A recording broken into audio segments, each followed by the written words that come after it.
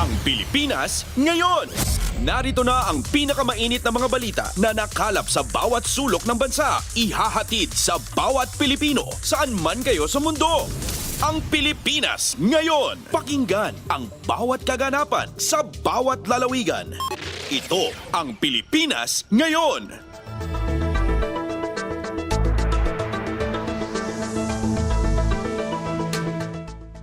Magandang araw po sa ating mga tagapakinig. Welcome po ulit sa ating programang Ang Pilipinas Ngayon.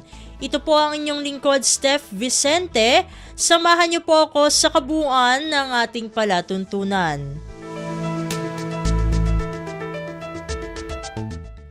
Tulad ng dati, mapakikinggan po ang ulat ng ating mga kapatid na himpilan sa probinsya, ang ating mga segmentong balitang negosyo at kalakalan, balitang sports at balitang artista, maging ang ilan sa mga pangunahing balita mula dito sa ating bansa. Yan po sa kabuuan ng ating palatuntunan, ang Pilipinas ngayon. Mga kaganapan sa Kamaynilaan at mga kalapit na lalawigan dito sa Ang Pilipinas Ngayon.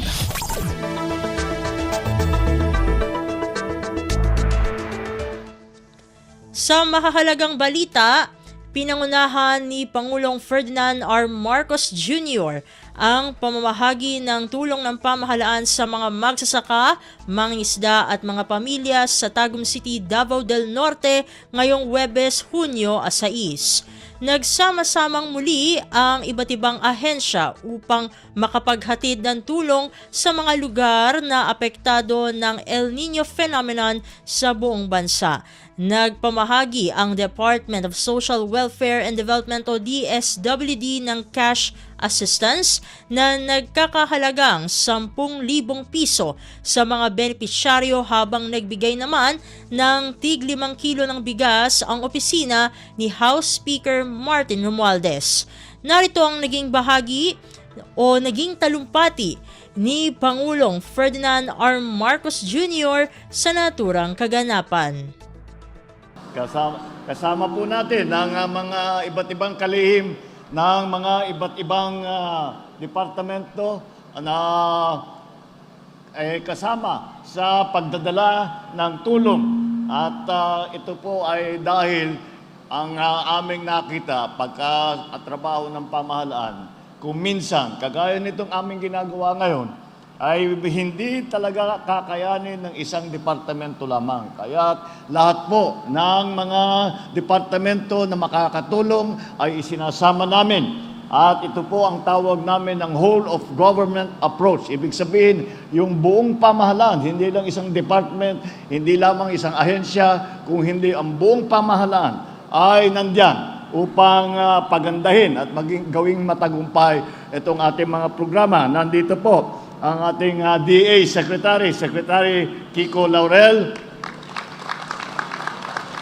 ang ating Secretary ng DSWD, Secretary Rex Gatchalian.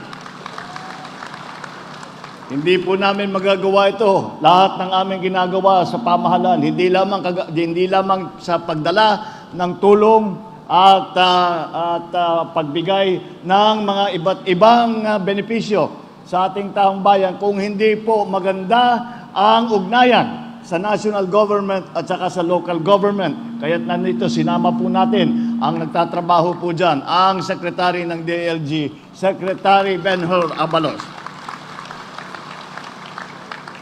At ang ating namumuno na namamahala para sa development ng buong isla ng Mindanao, the Mindanao Development Authority Secretary Leo Magno. Ang ating Davao de Oro, 1st District Representative, Congresswoman Maria Carmen Zamora. Ang 2nd District Representative, Congressman Ruel Peter Gonzaga. Ang 2nd District Representative ng Davao Oriental, Congressman Chino Miguel Almario. Nandito rin po ang Provincial Governor ng Davao de Oro, the Governor Dorothy Gonzaga. At ang ating ang Davao Oriental Provincial Governor Nino Sotero Uy at ang Provincial Acting Governor ng Davao del Norte, Acting Governor De Carlo Uy, Tagum City Mayor Ray Uy, siyempre, at ang ating matagal ng kasama. Ang pinaka-mahalaga, ang pinaka-importante na nandito, nakasama po natin ngayon ang ating mga beneficiary, ang ating mga pagtatanggap ng presidential assistance, ang aking mga kasamahan sa pamahalaan, at lahat po ng iba't ibang bisita, ladies and gentlemen po, ay magandang umaga po sa inyong lahat. Tunay nga pong malaki ang pinagbabago ng Tago mula nung huli kong pagbisita rito, nung panahon pa nung kampanya. Naging memorable po sa akin ang Unity Caravan na yun sapagkat napakainit po ang binigay ninyong salubong para sa amin. Kaya maraming salamat po.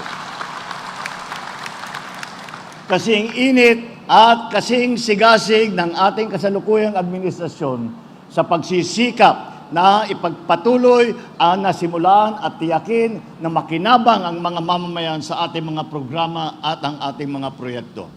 Isa na rito ang kaabang-abang na pagtatapos ng Mawad Maragusan Caraga Road, ang Carmen Tagum City Coastal Road, ang Tagum City Bypass Road, at ang pinaka-aasam na Mindanao Railway Project Phase 1.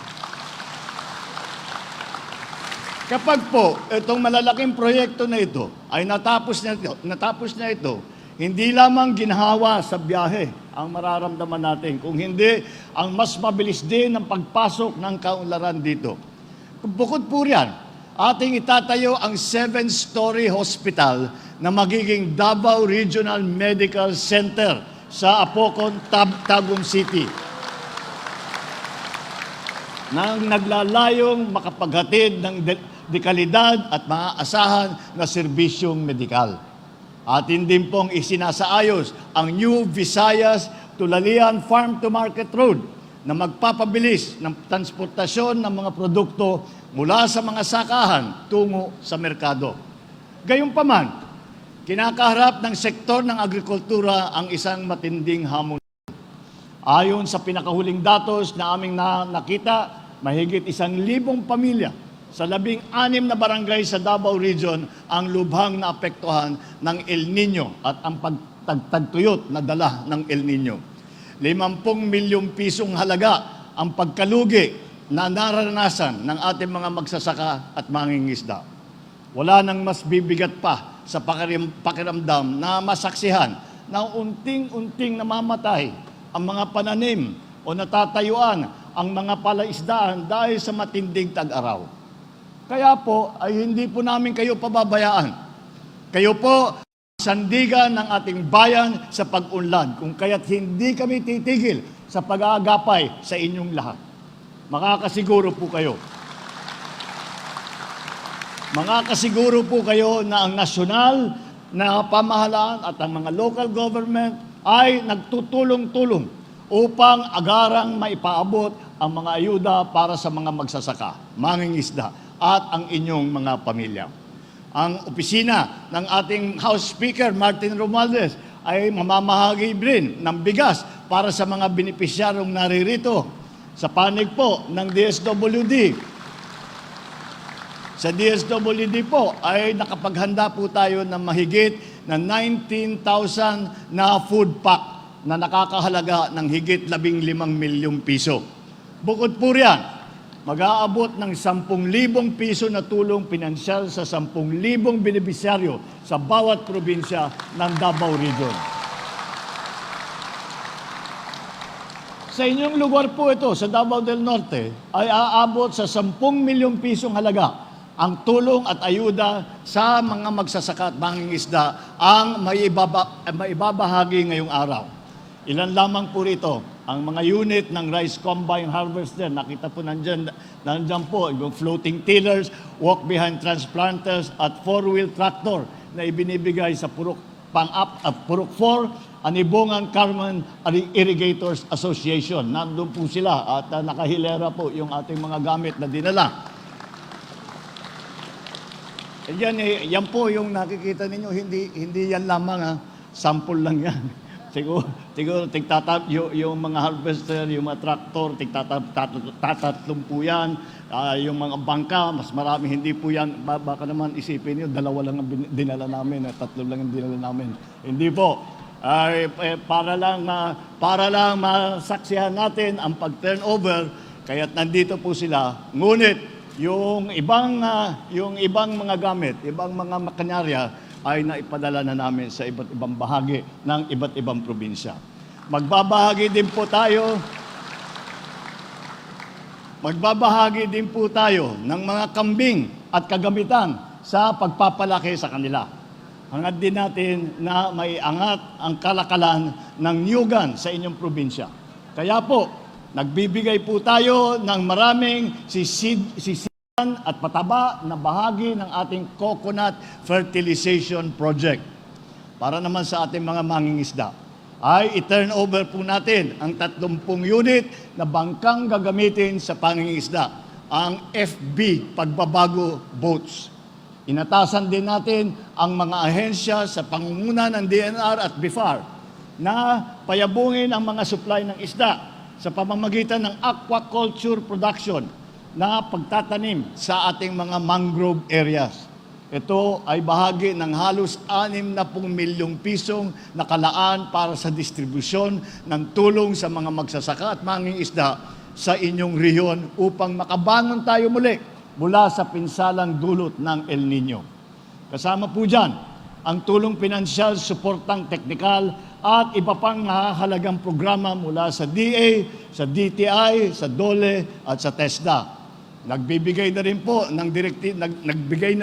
ako ng direktiba sa DPWH, sa Public Works, na pabilisin ang pagkumpleto ng mga natitirang flood control project dito.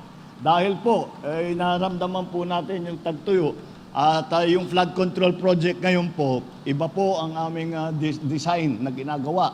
Ang flood control project ngayon po ay hindi lamang para sa flood control. Nag-iipon din tayo ng tubig para sa irigasyon, para sa freshwater supply ng ating mga iba't ibang household. At lalagyan po natin, kung kakayanin po, kung tama po, lalagyan po pa natin yan mga solar. Sila yung nakalutang na solar para meron din tayo makukuha kuryente na libre galing sa araw. Pagsusumikapan natin na mas lalong madaling panahon ay walang Pilipinong nakalubog sa baha at sa kahirapan. Ito po ang bagong Pilipinas. Sa panahon ng tagtuyot at tag-ulan, kaagapay niyo kami sa pagbangon tungo sa mas maunlad na buhay. Sa inyong suporta, mga dasal, at patuloy na pagkakaisa, matutupad po natin lahat ng ating pangarap para sa tagong na magtatagumpay tayo maisulong ang malawakang pagbabago sa buong Mindanao at sa buong Pilipinas. Sama-sama po tayo at mangarap tayo at kumilos para sa isang bagong Pilipinas.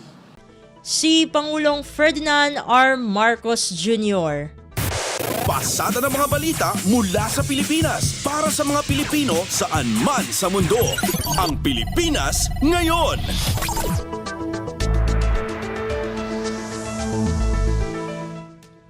Sa iba pang mga balita, idineklara ni Pangulong Ferdinand R. Marcos Jr. ang June 17, Lunes, bilang regular holiday. Pagbibigay daan ito para sa Idil Adha o Feast of Sacrifice. Nakasaad sa Proclamation No. 579 na nilagdaan ni Executive Secretary Lucas Bersamin na ang Idil Adha ang isa sa 2 pinaka-mahalagang pista ng Islam. Itinagda rin na regular holiday ang June 17 kasunod ng rekomendasyon ng National Commission on Muslim Filipinos base sa 1445 Hijra Islamic Lunar Calendar. Sa ilalim ng Republic Act No. 9848, ang ika-10 araw ng Zulhijjah, ang ika-12 buwan ng Islamic calendar ay isang national holiday pag isasagawa ang Idil Adha na maaaring mabago ang petsa. Kumpleto, detalyadong balitaan, di papahuli sa mahahalagang kaganapan. Kamustahin ang inang bayan, ang Pilipinas ngayon.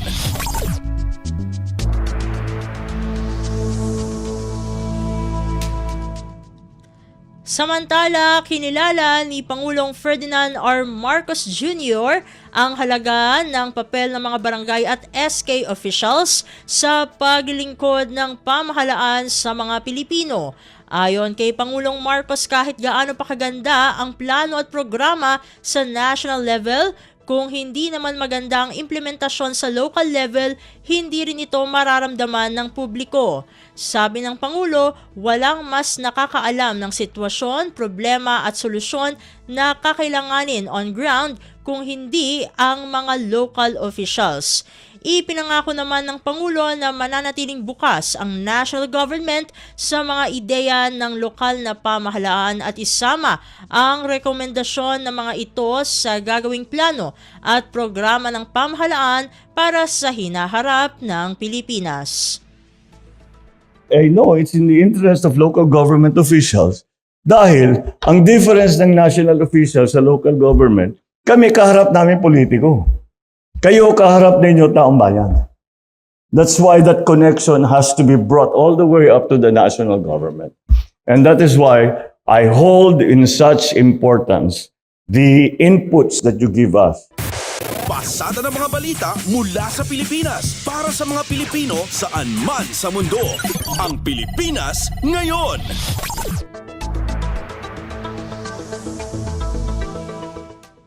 Sa iba pang mga ulat, hinikayat ni Pangulong Ferdinand R. Marcos Jr. ang mga kabataan sa direksyong tinatahak ng national government.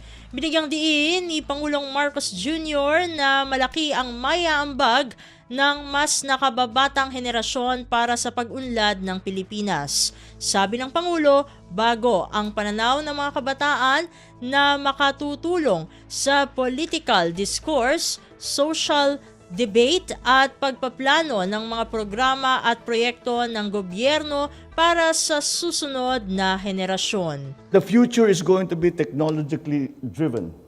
And that is why the natural instinct of our younger people when it comes to technology is important. It has to be part of all our thinking. It has to be part of all our planning. Si Pangulong Ferdinand R. Marcos Jr. Kumpleto, detalyadong balitaan, di papahuli sa mahahalagang kaganapan. Kamustahin ang inang bayan, ang Pilipinas ngayon.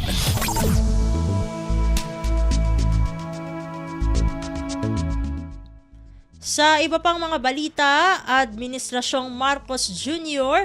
nagpapatuloy sa pagpapalakas ng kampanya laban sa pang-aabuso sa mga kabataan. Ang detalye ng balita, ihahatid na sa atin ni Raquel Bayan.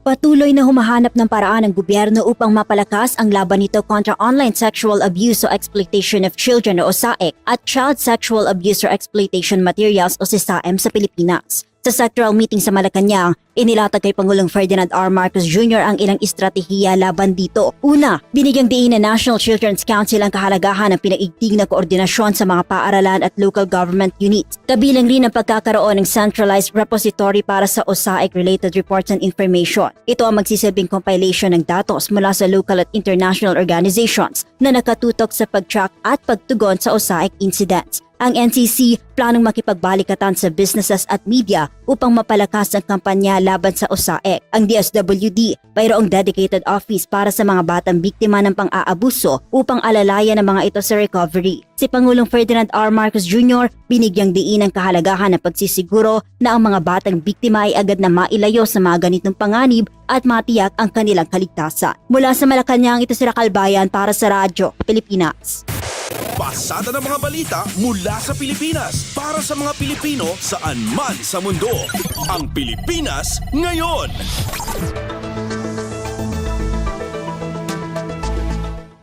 Sa kaugnay na balita, ipinag-utos ni Pangulong Ferdinand R. Marcos Jr. ang pagbuo ng isang sentralisadong sistema upang matukoy at maulat ang online sexual abuse of children. Ayon kay Interior Secretary Benjamin Ben-Hur Abalos Jr., ipinag-utos ni Pangulong Marcos ang isang whole of government approach para tuluyan ng masugpo ang online sexual abuse sa kabataan. Sabi pa ni Abalos, determinado at seryoso si Pangulong Marcos na tapusin na ang online sexual abuse sa kabataan dahil ito ang pinakamalalang krimen sa lahat. Hindi lamang po ang pulis ang gagalaw dito. Ito'y interagency. Ito'y pinagsama-sama na ng lakas ng gobyerno. Andirito na po, of course, ang kapulisyahan. Pagkatapos, nandirito na rin po ang Department of Justice para sila po magpaprosecute. No? Kasama na rin po ang DSWD, no? At iba pang ahensya tungkol po rito. Pinagsani pwersa po ito at lahat gagalaw po rito. At importante po rito, of course, yung pagsusumbungan sa pinakababa sa barangay level. Si Interior Secretary Benjamin Ben-Hur Abalos Jr. Kumpleto, detalyadong balitaan, di papahuli sa mahahalagang kaganapan. Kamustahin ang inang bayan, ang Pilipinas ngayon.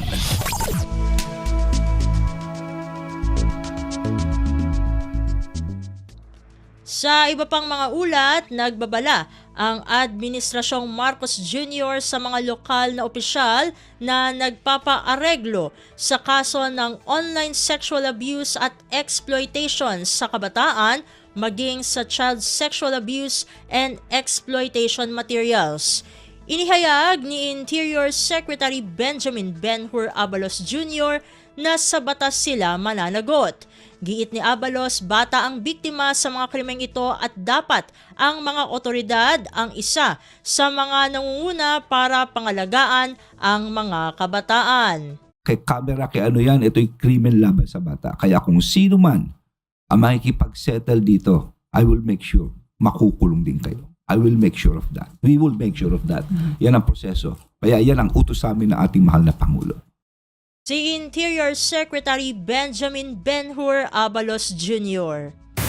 Pasada ng mga balita mula sa Pilipinas para sa mga Pilipino saan man sa mundo. Ang Pilipinas ngayon.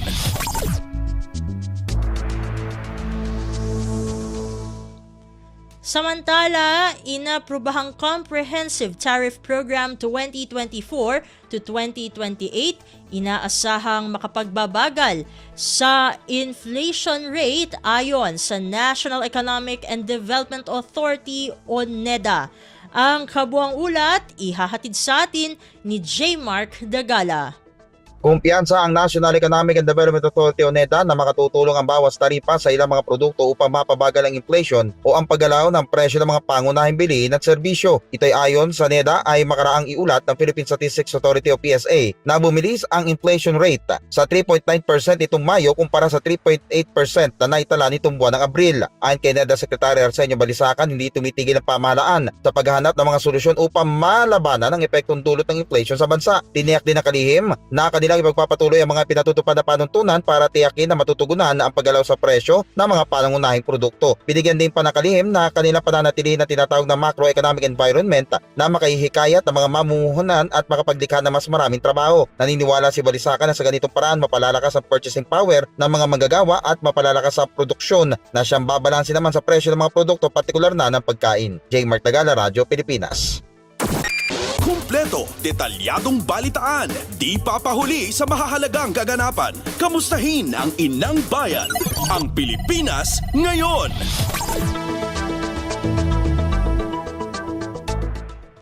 Sa kaugnay na balita, Department of Agriculture o DA, kumpiyansang bababa ang presyo ng imported na bigas kasunod ng Tapias Taripa.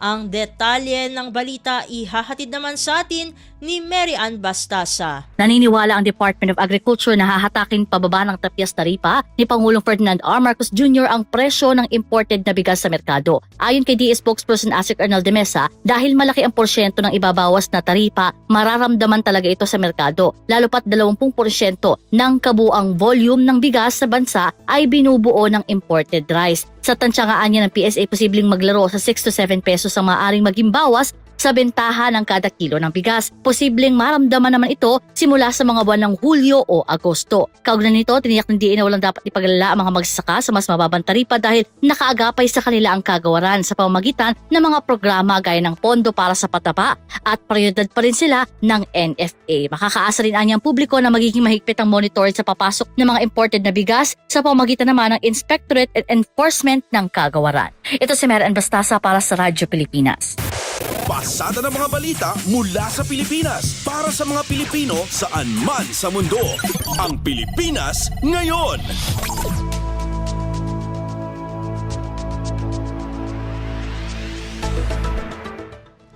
Patungkol pa rin sa Comprehensive Tariff Program 2024 to 2028, Basilan Solon pinuri ang tapyas sa rice tariff rates.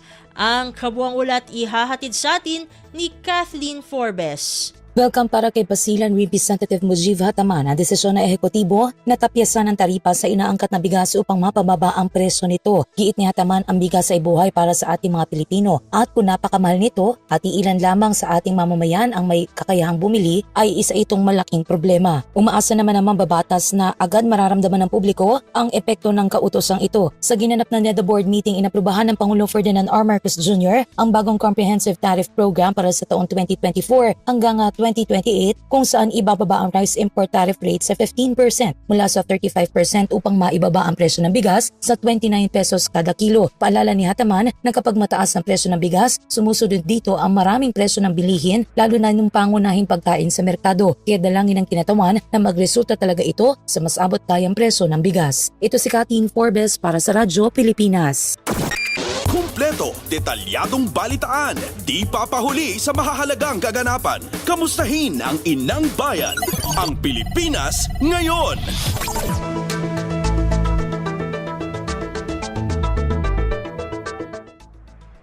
Sa iba pang mga balita, Senate President Cheese Escudero nanawagang maging mahinahon sa pagharap ng mga kaganapan sa West Philippine Sea. Ang detalye ng balita ihahatid naman sa atin ni Nympha Asuncion. Hinikayat ni Senate President Cheese Escudero ang Department of Foreign Affairs o DFA na idulog na sa ASEAN ang problema sa West Philippine Sea. Ito'y matapos ang naging pangaharang ng China Coast Guard sa resupply mission at medical evacuation ng mga sundalo ng Philippine Navy sa Ayungin Shoal. Paliwanag ni Escudero, bagamat hindi kilalang political association ng ASEAN ay mainam na forum pa rin niya ito para makausap ang mga kapitbahay nating bansa sa rehiyon. Isa rin anyang opsyon na maaaring gawin ng Pilipinas ay ang paghahain muli ng diplomatic protest. Nagpaalala naman ng Senate leader na dapat manatiling kalmado ang Pilipinas sa China sa kabila ng nangyayari sa West Philippine Sea. Hinikayat din ng senador ang tropa ng Pilipinas na wag nang patulan ang mga ginagawang pambubuli ng China. Narito ang bahagi ng bahayag ni Senador Escudero. Sana wag patulan ng ating bansa dahil ulitin ko, walang may gusto ng anumang uri ng digmaan na sumiklab dito sa rehiyon natin at lalong-lalo na kung ang magiging battleground ay ang ating bansa, hindi naman ibang lugar. So sana, itong pag-init na ito ay humupa din at madaan pa rin. Pinapanalangin ko sa dialogo at anumang uri ng pagkikipag-usap, harapan man, mataas man o mababang level, upang sa gayon ay magkaroon ng maski papano pagkakaunawaan sa bagay na ito at mga haharapin pa nating hamon. Mula Senado, ito si Nympha Asuncion para sa Radyo Pilipinas. Pasada ng mga balita mula sa Pilipinas para sa mga Pilipino saan man sa mundo. Ang Pilipinas ngayon.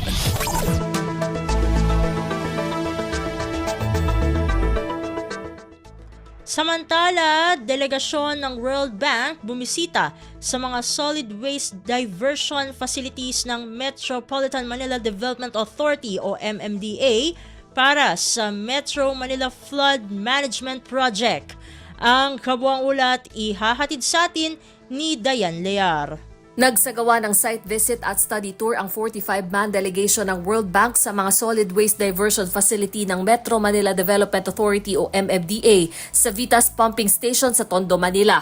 Ang naturang pagbisita ay bahagi ng International Support Mission ng World Bank para sa Metro Manila Flood Management Project Phase 1. Layo ng proyekto na mabawasan ang mga pagbaha sa Metro Manila sa pamamagitan ng pagdaragdag ng mga pumping station, pagtatayo ng mga bagong drainage system at pagbawas ng dami ng basurang napupunta sa mga daluyan ng tubig. Ayon sa MMDA, ininspeksyon ng grupo ang iba't ibang integration solid waste diversion facilities gaya ng solid waste granulator, glass bottle crushing machine, plastic processing equipment at iba pa. Tinalakay din ang mga gamit ito upang mabawasan ang basura sa mga daluyan ng tubig. Napag-usapan din ang mga naging hamon sa implementasyon ng proyekto at ang plano pagkakaroon ng centralized at decentralized materials recovery facilities sa mga susunod na taon. Ito si Dayan Layar para sa Radyo Pilipinas. Kumpleto, detalyadong balitaan, di papahuli sa mahahalagang kaganapan. Kamustahin ang inang bayan, ang Pilipinas ngayon.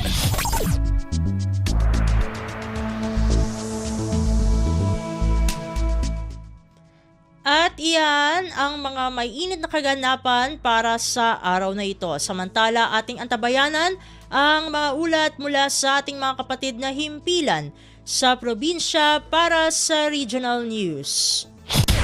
Balita mula sa lalawigan sa bawat rehiyon ng ating bayan. Dito sa Ang Pilipinas Ngayon.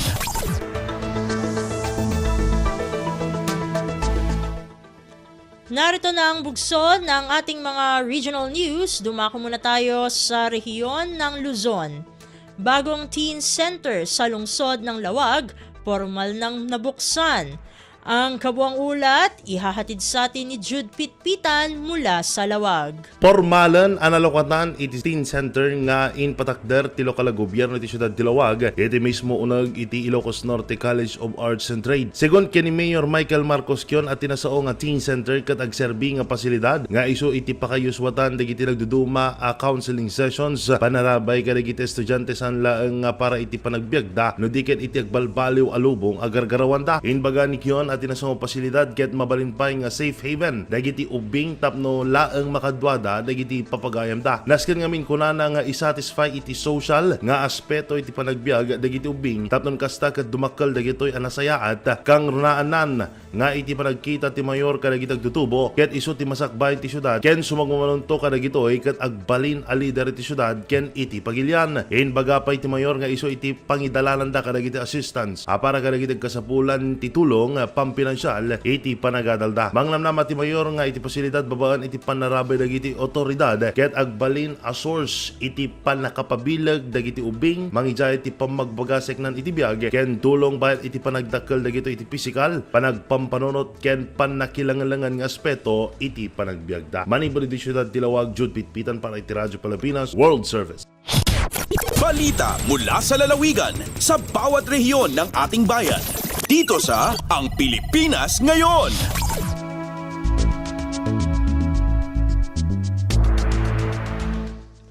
Inyong napakinggan ang ulat ni Jude Pitpitan mula sa Lawag.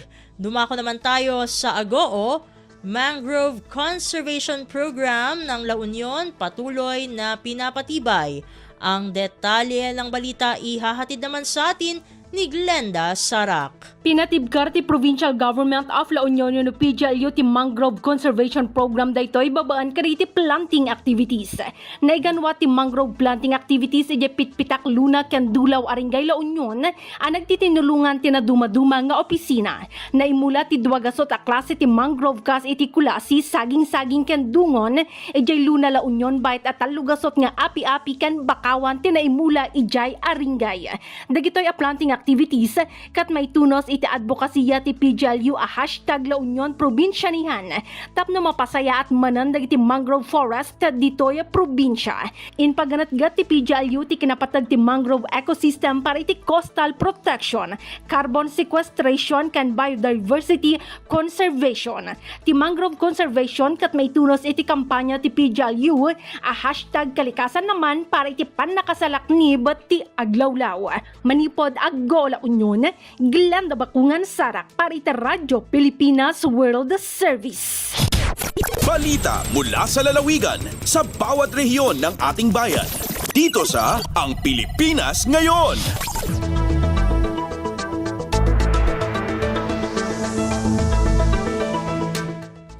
Inyong napakinggan ang ulat ni Glenda Sarak mula sa Agoo. Dumako naman tayo sa rehiyon ng Kabisayaan. Hog Racers sa Eastern Samar tumanggap ng 200 at 40 biik mula sa Department of Agriculture. Ang detalye ng balita ihahatid sa atin ni Daisy Belizar mula sa Borongan. Malang puson nga nahi-deliver ang Department of Agriculture Regional Office 8 in maabot 240 nga pasi para hatun mga miyembro ng Sinirangan Agriculture Cooperative habung tuhan giwan Eastern Samar han naglabay nga simana. Lakip nga nahi-deliver han DA and sa isinta kasako hintubong nga saladin starter grower nga finisher feeds. Ang mga pasi nga natimbang hin 15 nga 20 kilos in ginlalauman nga hibabaligya pag-abutin usa ka gatos ka kilo. Iniinsakob hintulo nga din 4 ka bulan nga pag-ataman. Sumala ang Department of Agriculture ini nga proyekto in kapartehan 10 milyones pesos nga kantidad in program nga ginpunduhan han livestock programs Integrated National Swine Production Initiative for Recovery and Expansion kun Inspire. Panuyo hini nga proyekto nga maibana na ni Picto han African Swine Fever kun safe outbreak dinhi hanasod. Tikang Borongan City, Daisy Laloso Bilizar para Radyo Pilipinas World Service. Balita mula sa lalawigan sa bawat rehiyon ng ating bayan. Dito sa Ang Pilipinas Ngayon.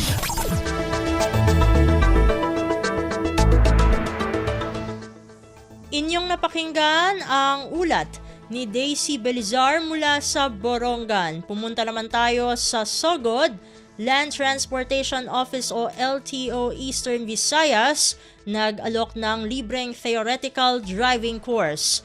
Pakinggan natin si Jevic Epis para sa kabuang ulat. Nagpadayon karong tuiga ang pagtanyag sa libreng theoretical driving course kon TDC nga gipaunahan sa Land Transportation Office kon LTO sa Tibok Region 8. Atol sa programang kapihan sa Bagong Pilipinas, gibutyag ni Attorney Lidwino Macariola, LTO 8 Regional Director, nga niabot na sa 5,289 ka mga residente sa Eastern Visayas ang nakapahimulos sa naasi nga programa sukad Enero hangtod Mayo sa kasamtangang tuig. Matud pa nga ang libreng TDC gitaniyag sa piling LTO District Office ngadto sa tanang nag-edad 16 anyos pataas. Ang TDC usa ka pre-registration alang sa gustong magkuha og lisensya. Ang ngayang masayran nga naa sa 500 ngadto sa 1,500 pesos ang bayad sa TDC sa mga pribado nga driving schools. Samtang gibutyag usab ni Attorney Macariola nga padayon gihapon ang ilang pagtanyag sa libre nga TDC hangtod sa katapusan nga hugna sa tuig 2024. Balita gikan sa Eastern Visayas, Jevic Epis para sa Radyo Pilipinas World Service. Balita mula sa lalawigan sa bawat rehiyon ng ating bayan. Dito sa Ang Pilipinas Ngayon.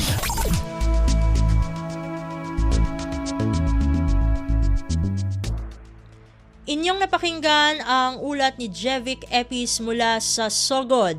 Dakuin naman natin ang rehiyon ng Mindanao. Photo exhibit para sa Pride Month binuksan na. Ang detalye ng balita ihahatid naman sa atin ni Ryan Carbon mula sa Cagayan de Oro. Malampusong gibuksan ang How Inequality Looks Like photo exhibit Hunyo 3 diya sa 5th floor SM Downtown Premier ning syudad. Nangulo sa ribbon cutting ceremony sila si Attorney Melanie May Cabanlas Diron, kinsa may representar ni Mayor Clarix Oy, Mindanao Pride founder Hamilcar Chanhueco, City Gender and Development Focal Point System Project Development Officer 3 Remy Laviano, mga representante sa nagkadayang LGBT organizations o guban pa. Ang photo exhibit kabahin sa Pride Month nga gasaulugon matag bulan sa Hunyo. Ang exhibit nagpasundayag sa mga hulagway diin nag-promote sa anti-discrimination campaign ngadto sa mga miyembro sa LGBT sector o gilaumang mulungtad hangtod Hunyo 7. Gikan sa Cagayan de Oro, kini si Ryan Carbon para sa Radyo Pilipinas World Service. Balita mula sa lalawigan sa bawat rehiyon ng ating bayan. Dito sa Ang Pilipinas Ngayon.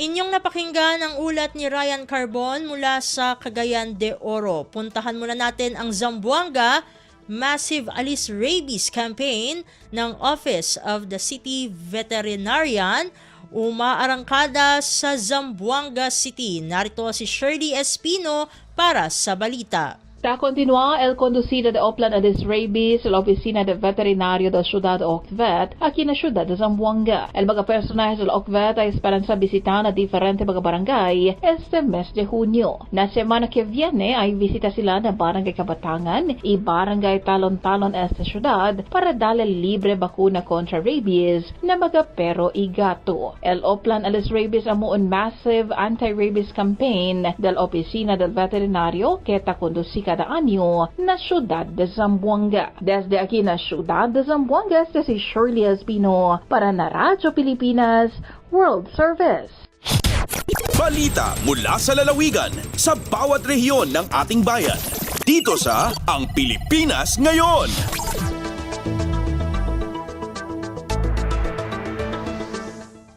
Inyong napakinggan ang ulat ni Shirley Espino mula sa Zamboanga. Dumako naman tayo sa Iligan. Mga miyembro ng ad hoc committee ng Kamara nagsagawa ng inspeksyon sa mga pinaka-apektadong lugar sa panahon ng Marawi Siege. Ang kabuang ulat ihahatid sa atin ni Sharif Timhar Habib Majid. Mipay gayon og inspeksyon niadtong Martes, June 4 ang mga sakop sa ad hoc committee sa Marawi Rehabilitation and Victims Compensation sa Kamara sa most affected areas atol sa Marawi Siege. 7 ka tuig na ang milabay. Gipangunahan kini ni Lanao del Sur 1st District Congressman Zia Alonto Adyong, kauban sina Lanao del Sur Governor Mamintal Bombit Alonto Adyong Jr., Bataan 1st District Congresswoman Geraldine Roman, One Rider Party List Representative Ramon Rodrigo Gutierrez, Misamis Oriental 2nd District Congressman Jeff Jenny Emano, PBA Party List Representative Attorney Migs Nograles, ug Davao Oriental 2nd District Congressman Chino Miguel Almario. Matod ni Kong Zia, gitutukan sa ad hoc committee ang pabalay, patubig ug kuryente sa Marawi Rehabilitation Program. Mapasalamaton usab siya nga gibisita sa mga komitiba ang tanang lugar nga naapektuhan sa siege. Miyangyo usab si Governor Bombit sa gobyerno aron mapadali ang pagbutang og patubig, kuryente ug agyanan sa tubig aron makabalik sa most affected areas ang mga biktima sa Marawi Siege. Ang maong komitiba gilakuban sa 28 ka mga membro nga ang jurisdiction ay tanan nga adunay kalabutan sa pagtukod, rehabilitasyon ug pagbangon sa Marawi City. Gikan dinhi sa Radyo Pilipinas Iligan kini Sharif Timhar alang sa Radyo Pilipinas World Service. Balita mula sa lalawigan sa bawat rehiyon ng ating bayan. Dito sa Ang Pilipinas Ngayon.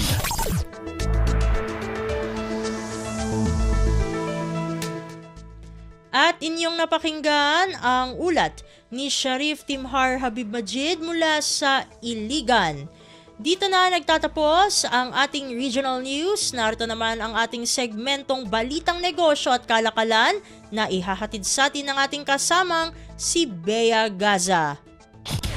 Lagay ng ekonomiya, kalakalan, negosyo at iba pa. Atin ang alamin dito sa Ang Pilipinas Ngayon.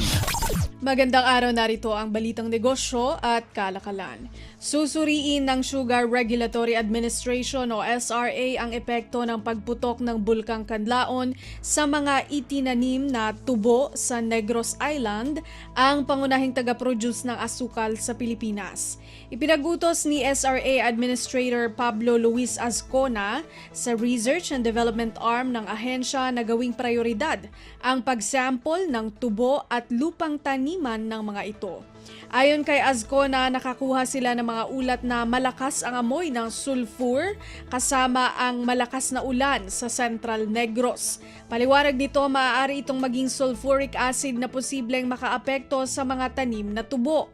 Sabi ng SRA, gagawin ng testing sa pamamagitan ng pagkuha ng abo sa mga dahon ng tubo at koleksyon ng abo mula naman sa lupa sa mga munisipalidad ng La Castellana, Moises Padilla, Pontevedra at La Carlota City kung saan nakita ang volcanic ash na bumalot sa mga sakahan. Ipinagutos na rin ni Azcona ang paglalabas ng 2 milyong pisong mitigating measures upang tulungan ang mga apektadong lokalidad at isa pang 500,000 pisong pondo para sa medical missions na tutugon sa respiratory diseases kaugnay ng insidente. Matatanda ang pumutok nitong Lunes ang bulkang Canlaon sa Negros Island na isa sa pinakaaktibong bulkan sa Pilipinas. Lagay ng ekonomiya, kalakalan, negosyo at iba pa. Atin ang alamin dito sa Ang Pilipinas Ngayon. Nakikita pa rin ng World Bank na lalaki ang ekonomiya ng Pilipinas sa 5.8% ngayong 2024 at tinatayang 5.7% naman sa taong 2025. Ito ay kaparehas ng pagtataya sa buwan ng Abril ayon sa pinakahuling Philippine Economic Update o PEU. Inaasahang itutulak ng bumababang inflation at lumalakas na household purchasing power ang gross domestic product o GDP ng bansa. Ayon pa rin sa pagtataya ng PEU, aabot naman sa 5.7% ang paglaki sa taong 2026 dulot ng mas matatag na domestic demand, mas malakas na services growth at mas pinahusay na trade. Nangako ang pamahalaan na dadagdagan nito ang public investment sa average na 5.7% ng GDP mula 2024 hanggang 2026 at sakop nito ang 124 na bagong flagship infrastructure projects. Bagamat hindi binago ng World Bank ang Philippine Growth Outlook sa susunod na 2 taon, nagbabala ito sa mga posibleng panganib na maaaring makaapekto sa economic expansion.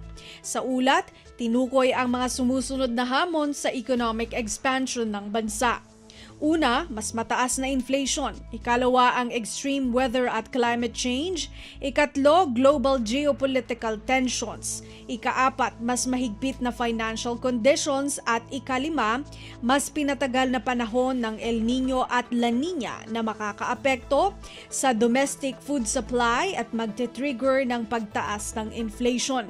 Ani World Bank Senior Economist Ralph Van Doorn, upang mapangasiwaan ang inflation, kinakailangang magpatupad ng non-monetary strategies tulad ng pag-optimize ng supply at demand management at tiyakin ang maagap at sapat na angkat na pagkain.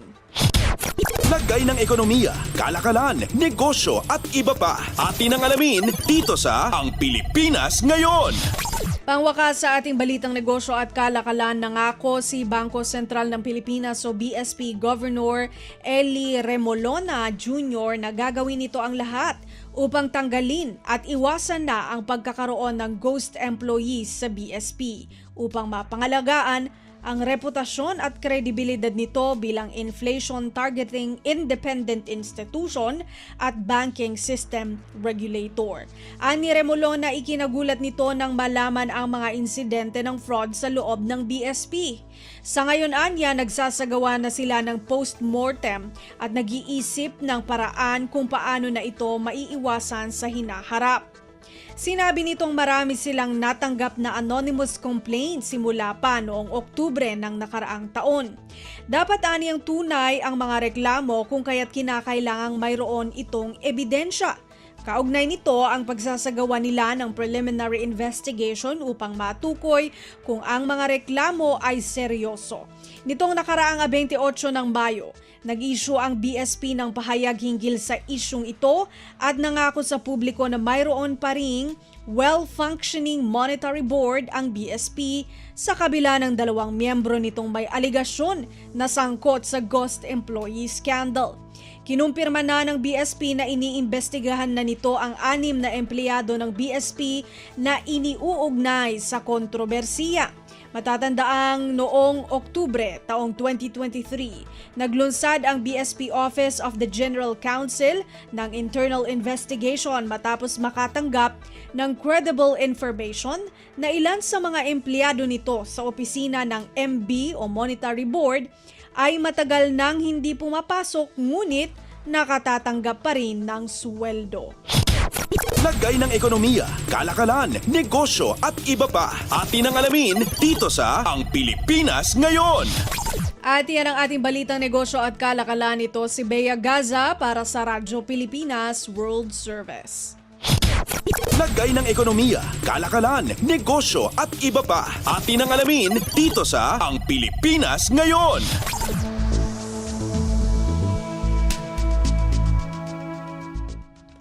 Maraming salamat, Bea, para sa ating segmentong Balitang Negosyo at Kalakalan. Narito naman ang ating segmentong Balitang Sports na ihahatid sa atin ng ating kasamang si Leo Magpayo. Updates at pinakahuling mga usapin sa mundo ng palakasan.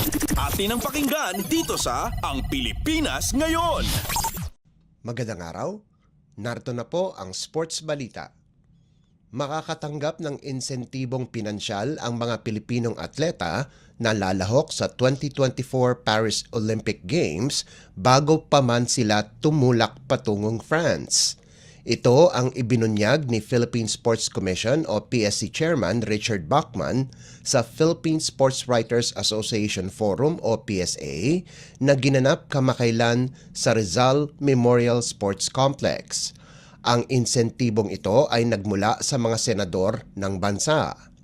Ayon kay Bachman, ang 23 milyong piso ay nagmula pa lamang kay Senadora Risa Ontiveros at may karagdagan pa na magmumula kay Senator Bongo. Dagdag ni Bachman, may ilang pang mga senador ang nagbigay din diretso sa PSC. Sa ngayon, 15 Pilipinong atleta ang nakapagkwalipika na sa Paris Games.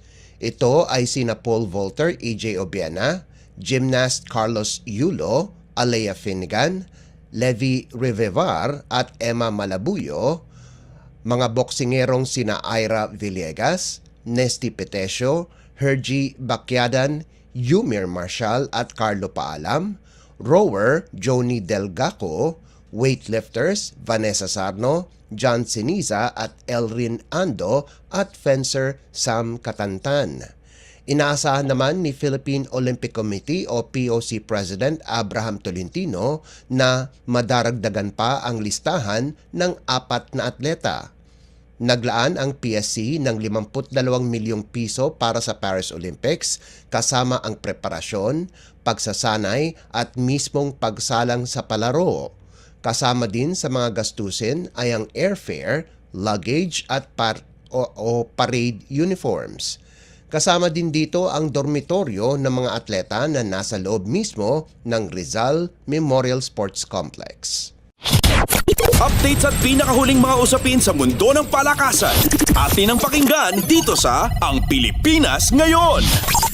Inanunsyo ng LG Sakers na tutungo ng South Korea si Carl Tamayo para maglaro sa kanilang koponan sa Korean Basketball League. Nitong Enero, umalis na sa kampo ng Ryukyu Golden Kings ang Filipino import sa Japan B-League kung saan naglaro siya para sa koponan ng 2 taon at tinulungan silang makamit ang titulo noong 2023. Susubukan ni Tamayo na pagtibayin ang koponan sa Changwon kung saan nagtapos sila ng may 36-18 record nitong nakaraang season. Nakapasok ng semifinals ang LG Sakers, subalit tinalo sila ng Suwon para matapos ang kanilang pangarap na makuha ang titulo. Si Tamayo ang pinakabagong Pilipinong basketballista na maglalaro sa South Korea kasama sina SJ Bilanghel at Dave Ildefonso. Updates at pinakahuling mga usapin sa mundo ng palakasan. Atin ang pakinggan dito sa Ang Pilipinas Ngayon.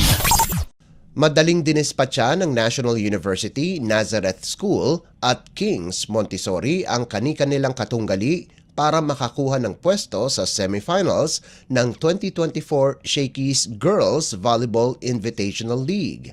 Dinomina ng NU Nazareth ang Far Eastern University Diliman 25-6, 25-23 at 25-17 sa larong inabot lamang ng 1 oras at 21 minuto sa kanilang quarterfinal showdown na ginanap sa Adamson University Gym. Makakatapat ng Lady Bullpups ang runner-up ng UAAP Season 86 Girls Volleyball Tournament ang mananalo sa pagitan ng Adamson University at Lyceum of the Philippines University sa semifinals. Pinangunahan ni Diza Berayo ang Lady Bullpups sa nagawa nitong 18 puntos mula sa 13 kills, 3 blocks at 2 service ace. Nagambag naman si Celine Marsh ng 14 na puntos habang nakagawa si Robiel Cilia ng 10 markers para sa Nuns. Si Lovely Lopez ang kaisa-isang FEU Diliman player na may may double figures na may 10 puntos. Samantala, tinalo ng King's Montessori School ang Bethel Academy College sa loob lamang ng 3 sets, 25-17, 25-23 at 25-17 sa isa pang quarterfinal match. Ang magkapatid na Lieses ang namuno para sa Lady Vikings kung saan nakagawa ng 18 puntos si Shahana habang si Shekinah ay nagposte ng 11 markers. Makakatapat naman ng King's Montessori ang mananalo sa pagitan ng Bacolod Taitung at Arellano University. Updates at pinakahuling mga usapin sa mundo ng palakasan. Atin ang pakinggan dito sa Ang Pilipinas Ngayon. At yan ang pinakahuling balita sa larangan ng palakasan. Para sa Radyo Pilipinas World Service, ito po si Leo Magpayo. Magandang araw. Updates at pinakahuling mga usapin sa mundo ng palakasan. Atin ang pakinggan dito sa Ang Pilipinas Ngayon.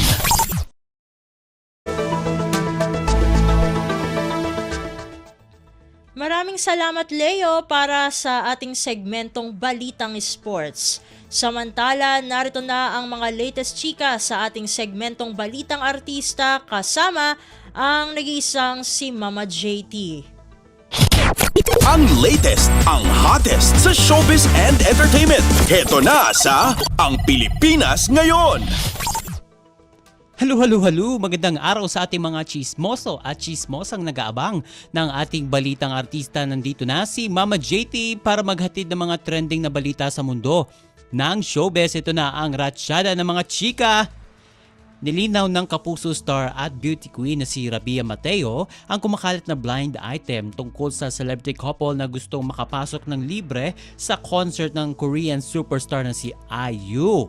Matatandang nitong Sabado, June 1, nagkaroon ng concert ang kilalang Korean singer-actress na ginanap sa Philippine Arena sa Bulacan. Base kasi sa kumalat na blind item ay may isang aktor at isang beauty queen na biglang pumasok sa concert venue na hindi pa bayad at gusto pang umupo sa VIP seat. May mga ipinakita rin sa post na IG story ng nasabing Kapuso actor habang busy itong manood ng concert. Agad namang pinalagan ni Rabia ang ibinabatong alegasyon laban kay Rabia at sa kanyang boyfriend na si Jeric Gonzalez. At depensa ng Kapuso actress beauty queen, nagbayad sila ng concert ticket na nagkakalagang 12,000 pesos para mapanood ang Korean superstar. Saad ni Rabia, quote-unquote, "While others are so quick to have assumptions without getting their facts right, shows how people believe what they see online. Not everything you read is true. Not everything you see is real. Not everything you hear should be posted online at the expense of other people. However, we have laws to protect the innocent and punish those who are guilty." Giit pa ni Rabia na kita rin ng ibang tao kung paano sila pumunta o pumila sa mga pinunta nilang concert gaya ng kina Lee Min-ho, Ed Sheeran at Coldplay at never rin silang umastang VIP sa mga concert. Agad naman naglabas ng apology statement ang naturang admin ng Facebook page na nagpakalat ng nasabing blind item. Inamin ng admin na nagkamali siya at hindi siya nagsagawa ng fact-checking at dumipende lamang sa narinig sa Usher tungkol kila Rabia at Jeric. Sinabi rin ito na marami rin pala ang nabiktima ng duplicate tickets gaya ng celebrity couple. At in-acknowledge naman ni Rabia ang inilabas na statement ng admin ng naturang FB page at sinabing nag-reach out na rin ito sa kanila. Samantala sa iba pa nating chika for today, nabiktima ng fake news ang Kapuso TV anchor na si Kuya Kim Atienza dahil kumakalat ngayon sa social media ang pagkamatay raw ni Kuya Kim. Mismo si Kuya Kim na ang nagsalita laban sa kumakalat na fake news sa kanyang Instagram account at mariin nga niyang pinabulaanan ito. Makikita sa naturang post ang peking obituary card kung saan nga nakasaad ang kanyang pagpanaw. At sa nirepost na art card ni Kuya Kim ay nilagay niya ito ng salitang hoax. Patunay na peke ang balitang ipinapakalat ng nasabing Instagram page. Sabi ni Kuya Kim sa caption ng nirepost niyang IG account, "Nope, not today." Maraming celebrities ang nagpakita ng pagkainis sa kumalat na death hoax kay Kuya Kim. Isa na nga riyan ang kapwa niya kapuso host at news anchor na si Arnold Clavio. Matatandang noong 2020 ay nabiktima rin ang TV host ng death hoax kung saan sinabing namatay naman siya sa isang aksidente. At sa panghuli nating chika for today, magkakaroon ng bagong special award ang 7th The Eddies o Entertainment Editors' Choice. Inihayag ng Society of Philippine Entertainment Editors or SPEED ang bagong Box Office Hero Award sa gaganaping awards night ng ikapitong edisyon ng The Eddies sa darating na July 7. Ang Box Office Hero Award ay igagawad bilang pagbibigay pugay sa mga pangunahing artista na bumida sa highest grossing films sa bansa na naging daan upang muling sumugod o pumila sa sinehan ng mga manonood at manumbalik ang sigla ng pelikulang Pilipino. Igagawad ang Box Office Hero Award kina Dingdong Dantes, Marian Rivera, Alden Richards, Julia Montes, Catherine Bernardo at Piolo Pascual. At tumabo sa takila ang 49th Metro Manila Film Festival entry na mag-asawang Dingdong at Marian na Rewind mula sa Star Cinema, Agosto 2 Media at APT Entertainment. Ito ngayon ang itinuturing na highest grossing local film of all time matapos kumita ng 1 bilyong piso. Certified box office stars na rin sina Alden at Julia dahil sa pelikula nilang 5 Breakups and a Romance mula sa GMA Pictures, Cornerstone Studios at Myriad Entertainment. Kumita ito ng mahigit 100 milyong piso sa takilya. At kikilalanin din si Catherine Bernardo bilang isa sa mga box office heroes ng nasabing patimpalak matapos humakot ng milyong-milyong piso ang pelikula niyang A Very Good Girl na ipinoduce ng Star Cinema na nakapagtala ng 100 milyong pisong box office gross. Samantala, pararangalan din si Piolo bilang box office hero dahil sa tagumpay ng pelikula niyang Malyari mula sa Mentorky Productions na itinanghalamang second box office winner ng MMFF 2023. Umabot sa mahigit 225 milyong piso ang kinita nito sa mga sinehan. Ang SPEED ay binubuo ng mga current at former entertainment editors ng mga leading broadsheet, top tabloid newspaper at online portals sa Pilipinas. Ang pamamahagi ng parangal ng SPEED sa pamamagitan ng The Eddies ay isang paraan din para hikayatin, lalong pataasin ang moral at patuloy na magbigay inspirasyon sa mga Filipino filmmaker, producers, writers, actors at iba pang kasama sa pagbuo ng isang matino at dekalibreng pelikula. And OMG, wala na tayong oras para sa ating balitang artista. Maraming salamat mga kachismis sa paikinig sa aking mga chika for today. Ako po si Mama JT para sa Radyo Pilipinas World Service! Ang latest, ang hottest sa showbiz and entertainment. Heto na sa Ang Pilipinas Ngayon.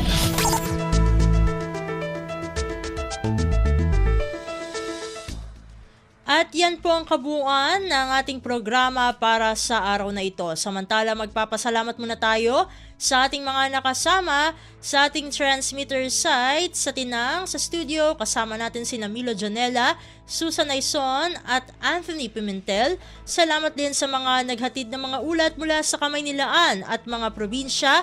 Pati na rin ang naghatid sa atin ng segmentong Balitang Negosyo at Kalakalan na si Bea Gaza, ng segmentong Balitang Sports na si Leo Magpayo at ng segmentong Balitang Artista na si Mama JT. At syempre, maraming salamat sa ating station manager na si Mr. Ray Sampang. Maraming salamat po hanggang sa susunod na edisyon ng ating palatuntunan.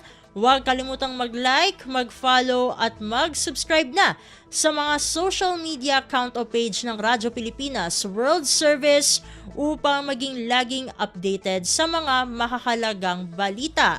Ito pong muli ang inyong lingkod, Steph Vicente. Mabuhay po tayong mga Pilipino. At Yan ang Pilipinas Ngayon. Muling samahan si Ben Blones sa parehong oras at alamin ang pinakahuling mga kaganapan at balita saan man kayo naroon. Ang Pilipinas Ngayon.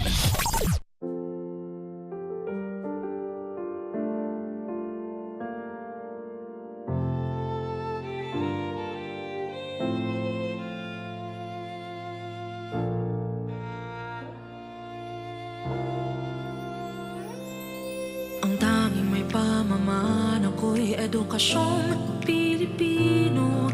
Tinuturong galing at talino para maabot ang pangarap mo. Ang tanging handog ko sa'yo'y edukasyong Pilipino. Diskarteng mula sa puso, mamamangha ang mundo.